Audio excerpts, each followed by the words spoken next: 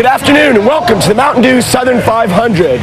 On behalf of Pepsi-Cola and all of our bottling partners, we wish you a fantastic finish to your Labor Day weekend. But for now, sit back, fasten your seatbelts, and enjoy some fantastic racing at Darlington Raceway, the track too tough to tame. The Mountain Dew Southern 500 on TNT. Brought to you by Mountain Dew. Take it up a notch. No, make that 2. Parts and repair services from Sears. And by Autotrader.com. New or used, buying or selling, it's the biggest, best automotive classified site on the planet. Cars are still sitting along the pit road, waiting to roll out onto the Darlington Raceway and get the 53rd Mountain Dew Southern 500 underway.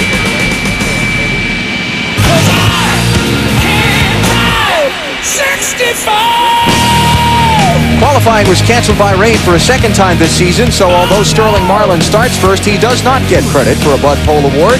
From the official beer of NASCAR, proud sponsor of the award given to the fastest qualifier at each Winston Cup race. 13 guys, though, have won Bud Pole Awards this season. Anheuser-Busch awarding more than $7 million since 1979 as title sponsor of NASCAR's Pole Award program.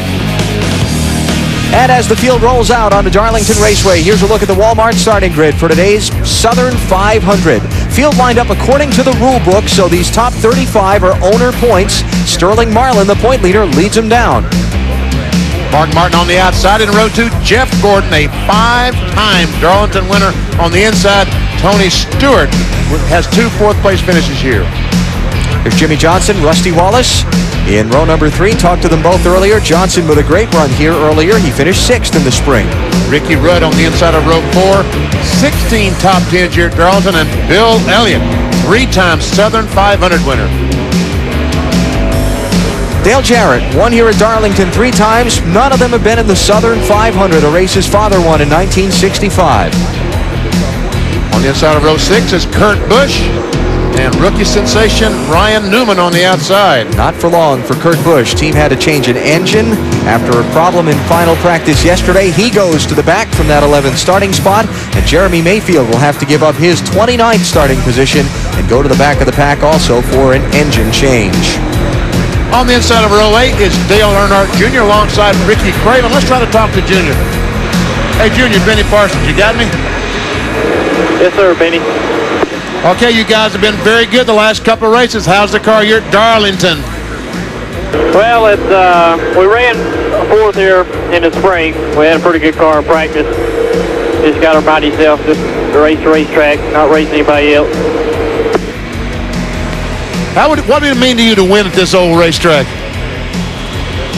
Well, it means a lot. I mean, it's such a tough racetrack to win at. Probably one of the hardest ones to win at on the circuit. And, you know, once you do get a win here, you pretty much put yourself in a running every time you come back. It's one of them places where once you get the setup, it don't really change much. Good luck to you, man. Dale Earnhardt Jr. starting in the 15th spot today.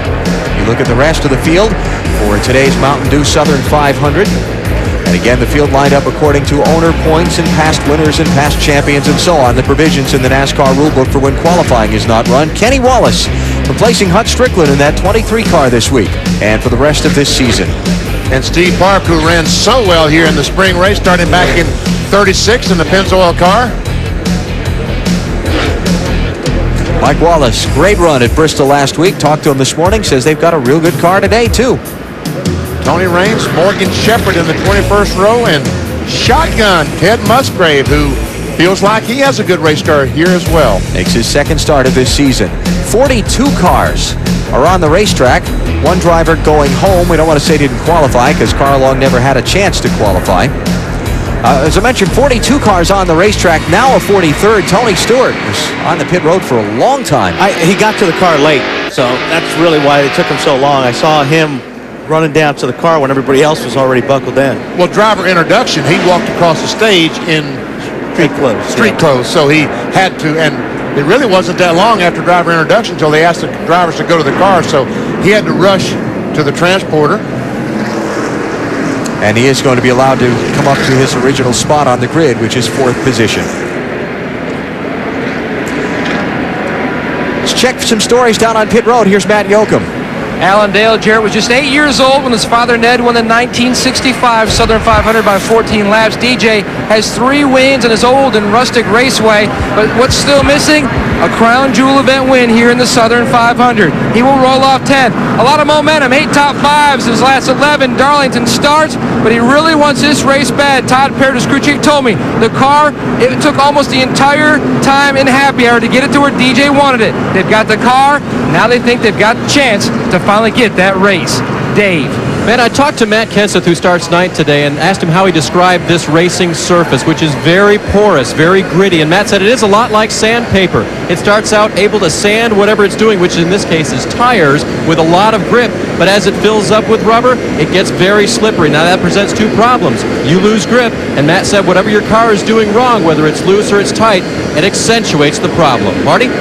Well, Dave Allen and the guys in the booth already talked about Kurt Busch's problems. He was supposed to start 11th, but had to go to the back of the field. He's already made his way back there because of an engine change.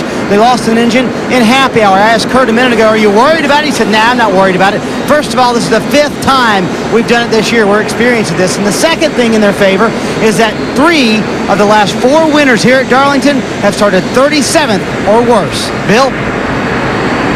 Thank you, Marty. It was 17 years ago today that Bill Elliott won the Southern 500 and a $1 million bonus, earning the nickname Million Dollar Bill.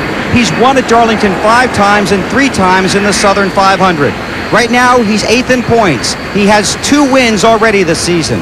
If there's any Elliott magic left for another championship run, it could shine here today. Alan? Bill, thanks. We are going green in the Mountain Dew Southern 500, but it is behind the pace car. This race is underway officially right now. Green flag is out, but they're going to run several more laps behind the pace car to let the heat from the exhaust of these race cars finish out the drying process on this racetrack. Well, that poor lady that got the duty of waving the green flag, I hope she hangs around and really waves the green flag to start these guys. Yeah, she got cheated on that deal. She did. Just a contest winner for Mountain Dew. Weather's been the story all weekend long. Fought that front that just won't move off of South Carolina. They've just had so much rain here. And air temperature 73 degrees for the Southern 500. I thought I would never see the day. It's always 93, 103, but not 73. Storylines will follow throughout our coverage today. Weather obviously one. Will this be a full distance 500-mile race? And should the sun come out, then forget about that. The sun's not coming out. Race for the championship. Trouble today. Could be a big point loss with the field so tightly bunched. And tires. A driver's best friend at Darlington. New tires. Yeah, there'll be no question if they have a caution flag with 20 or 30 laps to go. Will the drivers come in? Will they pit? And how many tires will they change? They'll all pit, and they all change 4 tires and hope the crew can get them out first. Great crowd on hand here at Darlington today. Some 60,000 here to see the Southern 500. And with weather being so drearily forecast all week long, the fans turned out anyway, which is great. 367 laps make up the 500-mile distance today. The racetrack measures 1.366 miles, mile and a third. And that pit window, you run that far on fuel. You're not going to run that far on tires. You're really stretching it on tires.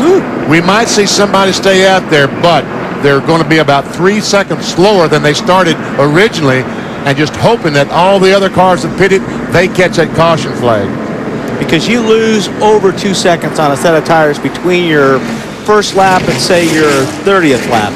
Now, one of the reasons the cars are still behind the pace car is because they want to get the pit lane dry. They've had the dryers out on the racing surface all morning, but with the race cars and the pit equipment and the people on pit road, they didn't have the dryers there earlier. They're trying to get that cleaned up a little bit before they turn them loose. Yeah, but see that spot up there, they've got to get that away pretty quickly. Yeah, I don't know if they'll get it dry. They may get some of that standing water blown off, but they'll get it better. They'll get it better. And monitoring radio communications, both Sterling Marlin and Mark Martin, the front row starters, have told their teams racetrack's ready. So we're just waiting on the pit road. While we wait for the start, or the restart as it would be, I guess, let's check the Wendy's race menu. You thought the racing at Bristol was great last Saturday night. It's payback night next Saturday at Richmond on the 3/4 mile short track. Loudon, New Hampshire, Dover, Kansas City, all upcoming as we follow the race for the championship through its conclusion in Homestead on TNT and NBC. I guarantee you there's some drivers can't wait to get to Richmond and can't wait to be in position to pay back.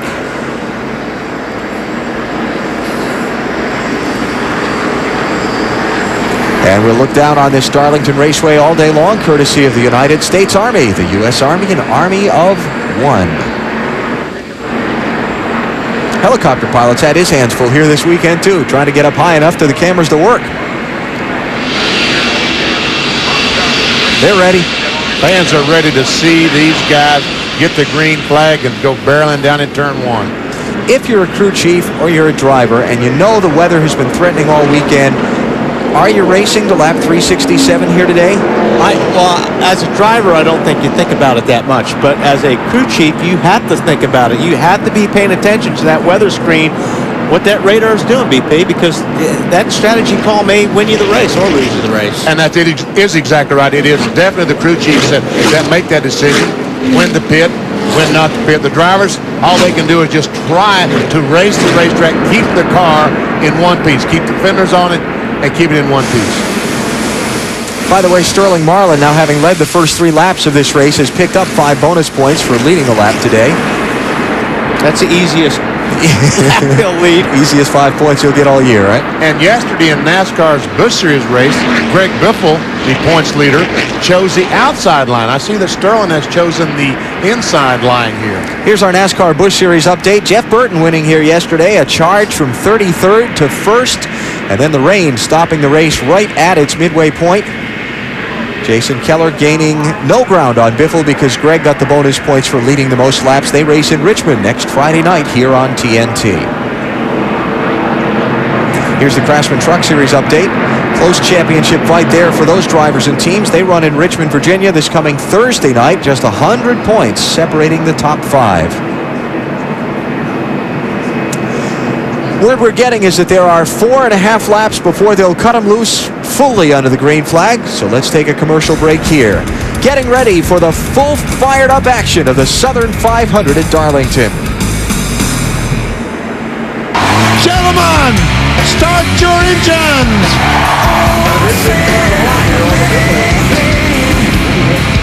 Are you ready for what's to come?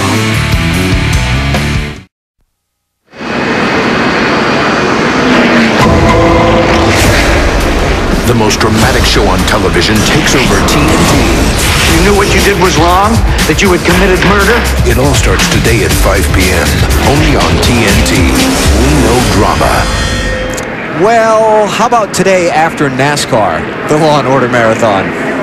Because this race is going to take a few hours, and we're just getting going here at Darlington. Just joining us, Mountain Dew Southern 500 delayed by rain. You're watching lap number 7. All of them have been run behind the pace car.